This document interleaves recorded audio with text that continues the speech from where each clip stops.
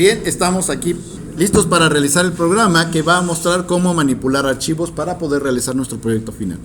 Este proyecto, bueno, lo creé de la manera normal y lo primero que tenemos que saber es que para poder manipular un archivo yo necesito un tipo de dato especial. Este tipo de dato especial está específicamente diseñado para archivos y me va a permitir a mí saber varias cosas al mismo tiempo sobre el archivo. Uno, cuál es su dirección, en dónde está ubicado dentro del disco duro y dentro del mismo archivo cuando yo lo abro, qué carácter es el que estoy apuntando, porque están de acuerdo que un archivo no es un dato, ni es un arreglo, es en realidad un montón de caracteres en los cuales yo puedo, desde el momento en que lo abro, me posiciono ya en uno de ellos, en el primero, y me puedo ir moviendo hacia adelante o hacia atrás, o inclusive llegar hasta el fin de archivo. Entonces, toda esta información referente a la posición, al tamaño, al tipo de apertura, si tengo permisos de escritura, si tengo permisos de lectura, todo eso se almacena en un tipo especial de dato, el cual es conocido en el bajo mundo como el tipo de datos file. Un dato de tipo file me va a permitir gestionar un archivo. Sin embargo, no es un archivo. Cuando yo declaro un entero, pues la variable almacena un entero. Cuando yo declaro un tipo de dato file, en realidad yo no almaceno un archivo, sino que nada más apunto hacia el archivo, porque el archivo de manera real existe en el disco duro. Entonces es el primer tipo de dato en el cual la información no está en el dato, sino que el dato me dice dónde está realmente la información. Por eso yo necesito poner este asterisquito al inicio. Este asterisquito dice, ¿sabes qué? Yo soy un tipo de dato que no contiene la información, pero sé dónde está la información. Por eso este tipo de datos se llama un puntero, porque me apunta al lugar en donde está la información. Entonces voy a poner aquí un file pointer, un puntero al archivo, que es como normalmente se estila definir este tipo de dato en los ejemplos de los libros de texto y en muchos lugares profesionalmente. Entonces, defino primero mi tipo de dato, que es un file pointer. Lo que debo de hacer inmediatamente a continuación es comenzar a manipularlo. Entonces, vamos a decir que el file pointer lo voy a hacer igual a la lectura, a la apertura del archivo, utilizando la función fopen. File open me va a pedir en primer lugar el nombre del archivo y en segundo lugar un modo de apertura. Existen varias maneras de abrir archivos, por muchas razones y razones históricas. Aquí el tema está en que yo puedo abrir el archivo para dos operaciones fundamentales al menos, que es la escritura y la lectura. Puedo abrir un archivo para escritura o puedo abrir un archivo para lectura. ¿Estamos? Entonces, y por supuesto, para poder abrir este archivo necesito proporcionar el respectivo nombre del archivo. Entonces yo aquí, como este es el primer ejemplito, vamos a hacer un programita que primero escriba un archivo. Para lo cual, bueno, vamos a proporcionar un nombre. ¿Y qué nombre le podríamos poner? Datos.txt. ¿Sale? Ahí tenemos el archivito que se llama datos.txt, donde vamos a escribir quién sabe qué cosas, pero los vamos a escribir. Total, ya estamos emocionados. Este es el primer argumento. Yo puedo proporcionar en el nombre del archivo una ruta absoluta, una ruta relativa, una ruta en red o una ruta simple, como la que estoy poniendo aquí. Si yo pongo datos.txt, significa que el archivo se va a crear en el directorio de trabajo del programa. Este programa se está ejecutando dentro del directorio de proyecto, donde definí este programa. ¿Sí están de acuerdo? Entonces, ahí es donde yo tengo que ir a buscar este archivo. Pero yo también puedo decirle C:/diagonal datos.txt y entonces el programa se va a crear en el directorio C:. Si yo le digo C:/diagonal mis tareas diagonal datos.txt, va a ir a crearlo al directorio tareas del disco C y se va a llamar datos.txt. Eso es a lo que yo llamo una ruta absoluta. Decirle de manera completita cuál es la ruta del archivo. O bien le puedo decir, no, ¿qué crees? Igual que en DOS, quiero que a partir de este directorio te subas un archivo, un directorio hacia arriba, ahí hay un subdirectorio que se llama lib y en ese lugar vas a crear el archivo que se llama datos. Bueno, entonces, dependiendo de la ubicación en donde se encuentren, parado en ese directorio, sube un directorio hacia arriba, baja un subdirectorio que se llama lib y ahí busca el directorio que se llama datos.txt. La ventaja de la ruta relativa es de que no necesitan especificar de manera directa el nombre del archivo y especificando la unidad. porque si lo ponen con C2 puntos mis tareas, siempre va a quedar en C2 puntos mis tareas. Si se lo intentan llevar a otro lado y no es la unidad C, o no existe el directorio mis tareas, pues nunca va a poder funcionar este programa. Por otra parte, con este método que estoy mostrando ahorita en la computadora, yo puedo utilizarlo en C, en D, en varios subdirectorios hacia adentro, en el directorio raíz, y siempre con respecto al punto en donde esté, va a intentar relativamente localizar el respectivo archivo. También puedo especificar una máquina en red. Por ejemplo, yo puedo decir, ¿sabes qué? Vete a EP Romero, diagonal, lib, diagonal, datos. Diagonal hace el indicativo de una máquina en red, una máquina que se llama EP Romero, ¿sale? Si su máquina se llama casita 1, bueno, ahí tendrían que poner casita 1, luego el nombre del directorio compartido dentro de esa máquina y luego el nombre del archivo dentro de la máquina remota. Sin ningún problema lo pueden localizar, en el entendido de que para poder poner esta diagonal yo no puedo ponerla simple porque se entiende como un carácter de escape. Yo siempre tengo que ponerla doble de esta manera, igual que hace un momentito la ruta era incorrecta, porque debe de ser una doble diagonal, que es la manera como se entiende que no estoy hablando de un carácter de escape como diagonal N, diagonal T, diagonal R, diagonal A, sino que en realidad estoy hablando de la diagonal, simple y llanamente estoy refiriéndome a la diagonal. Bien. Ahorita, para hacer ejemplo sencillo, vamos simplemente a utilizar datos.txt y luego el modo de apertura. Como es la primera vez que lo voy a usar, voy a abrirlo en modo de escritura. Puedo utilizar el modo de lectura, el modo read o el modo write. Entonces, voy a abrir el archivo datos.txt en modo de escritura y aquí va a suceder una cosa muy interesante. Como estoy abriéndolo en modo W, esto va a significar lo siguiente: si el archivo no existe, lo vas a crear. Si el archivo no existe, lo vas a crear. Y si el archivo existe, lo vas a borrar todo lo que tengas y lo vas a crear como si fuera nuevo. Este comando puede ser muy peligroso, porque si ustedes le dicen win.exe, abre el archivo win.exe con el atributo W, como el de archivo sí va a existir, lo va a encontrar, lo va a borrar y lo va a sustituir con un archivo vacío.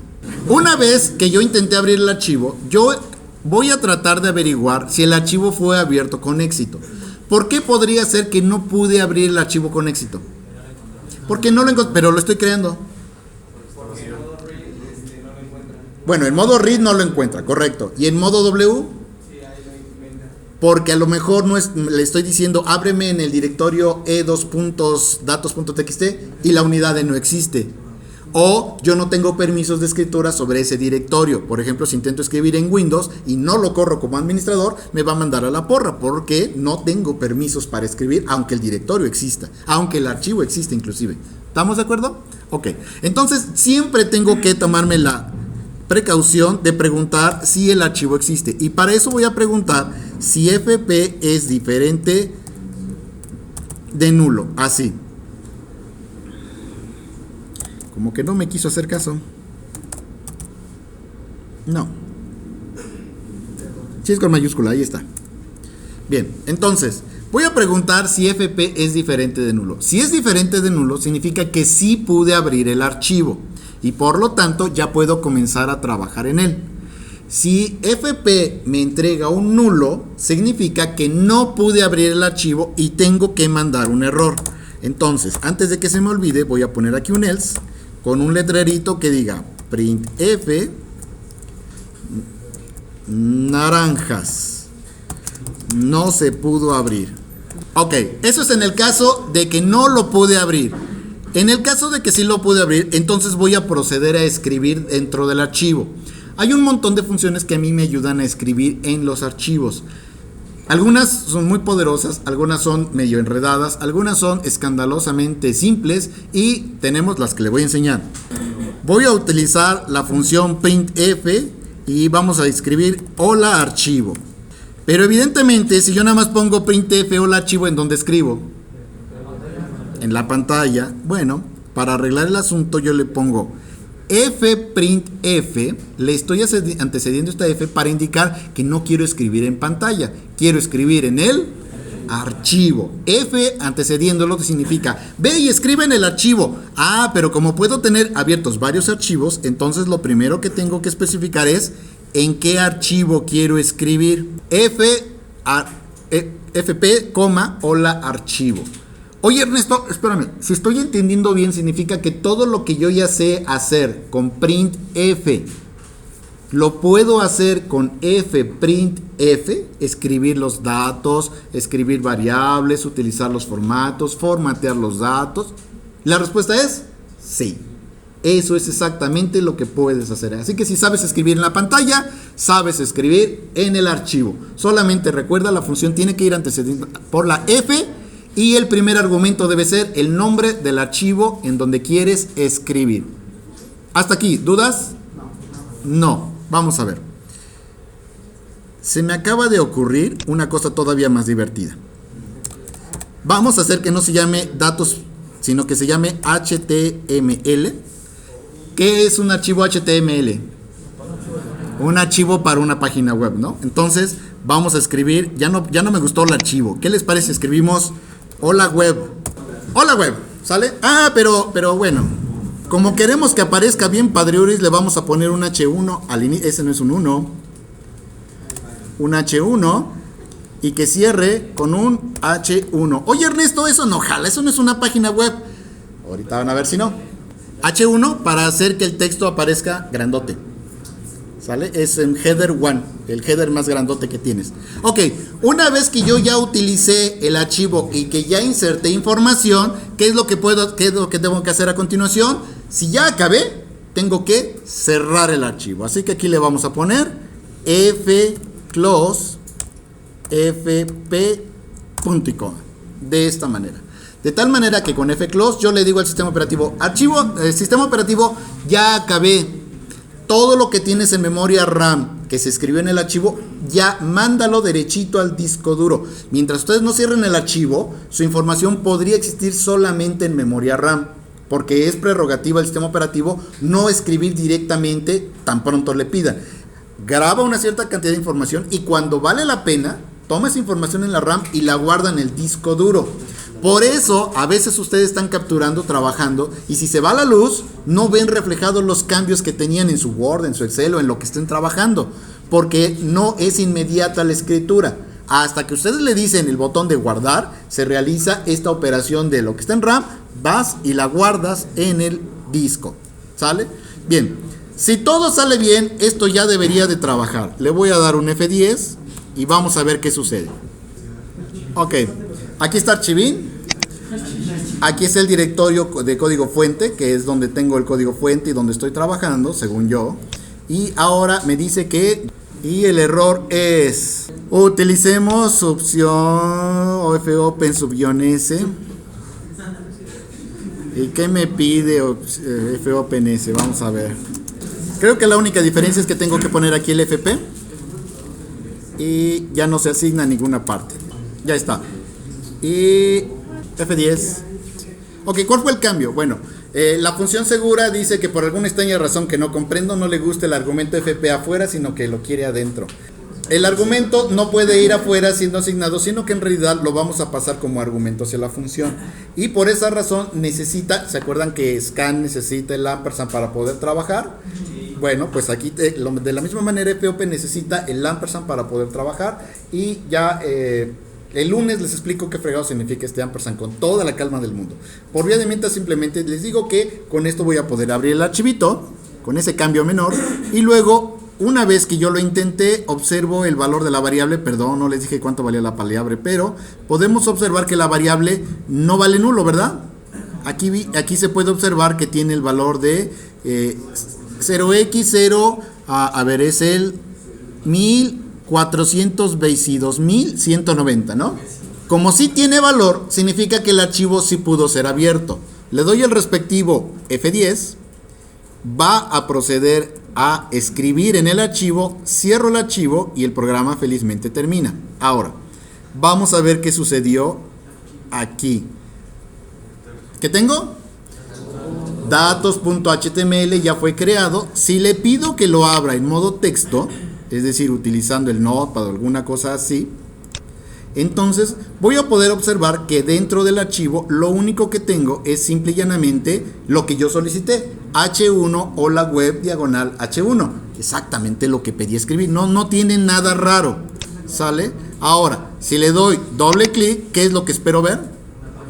Una página web, y ahí tenemos nuestro primer archivín creado, ¿sale? Entonces, como pueden ver, crear archivos es escandalosamente sencillo. Vamos a intentar en los 2 minutos que me quedan abrir el archivo y leer esa frase. Entonces vamos a cerrar el navegador y regresemos al programa. Voy a declarar otra variable acá, que sea una variable char szbuffer, en donde vamos a almacenar unos 100 caracteres por aquello de las recochinas moscas. Y una vez que yo ya declaré la variable buffer, voy a proceder, en cuanto lo cerré, vuelvo a abrirlo.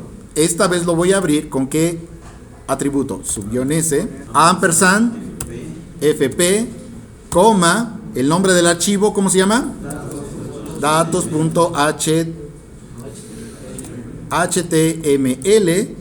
y luego ¿en qué modo lo voy a abrir? En modo de lectura, correcto. Una vez más tengo que preguntar por aquello de las recochinas si pude abrir el archivo, es decir, si fp es diferente de nulo, perfecto. Y si todo sale bien, entonces voy a proceder a leer el archivo. Para eso puedo utilizar la función fgets, que lo que hace es que lee una cadena desde un archivo. El primer argumento que me pide es el buffer, buffer. El primer argumento que me pide es el buffer, es decir, dónde voy a almacenar lo que estoy leyendo. El siguiente argumento es cuántas letras como máximo debo leer, porque pues ahí no hay enter. No hay enters, ¿verdad? En un archivo no tiene por qué haber un enter. Y puede ser tan largo como sea menester. Gigantesco. Si van a abrir un archivo que contiene una película, la película no tiene enters, no tiene nada que se funcione como un delimitador como tal. Por lo tanto, es una cadena de bits y de unos y de ceros enorme. Por lo tanto, aquí tenemos que limitar la cantidad de caracteres que voy a leer como máximo. Que en este caso, como estoy declarándolo de 100, hay que ponerlo de 99. Eso fue lo que dije. Y por último, ¿desde dónde lo voy a leer? En este caso es desde el archivo fp, punto y coma. Una vez que yo proporcioné el fgets para poder realizar la lectura, ya podemos intentar mostrarlo en pantalla. Como lo haríamos, simple y llanamente ponemos nuestro respectivo printf, y entonces aquí le pongo szbuffer, punto y coma, y como ya terminé, entonces cierro el archivo, fclose, fp, punto y coma. Ahí está. Entonces, realizo la lectura a través del fgets, pinto en pantalla. ¿Alguna duda sobre ese print? No, ¿verdad? Simplemente no necesito poner, podría haberle puesto printf por cientitos s, szbuffer. Eso es algo que pude haber hecho, pero como ya contiene la cadena y el primer argumento de printf es una cadena, pues entonces lo pongo directamente y me quito de payasadas y finalmente cierro el archivo. Vamos a darle play entonces una vez más, le doy F10, sí, F10. Abrimos, escribimos y cerramos. Ya cerré el archivo. Entonces, una cosa divertida es verificar que no insertó otra vez el texto. Y no lo insertó, porque como yo había dicho, créalo y si existe, bórralo. Entonces, lo eliminó y volvió a insertar el texto que yo le dije. No lo reinsertó. Ok, tú te minimizas. Seguimos aquí. Y ahora procedemos. FP está apuntando otra vez al archivo, después de que ya lo había yo cerrado. Y pregunto, ¿es diferente de nulo? Pues fíjate que sí lo va a hacer. Obtengo la cadena y observemos que ZBuffer, ¿qué es lo que contiene? El hola web, el contenido del archivo. Le doy un F10 para pintarlo en pantalla. Y en pantalla efectivamente ya tengo el contenido leído desde la pantalla.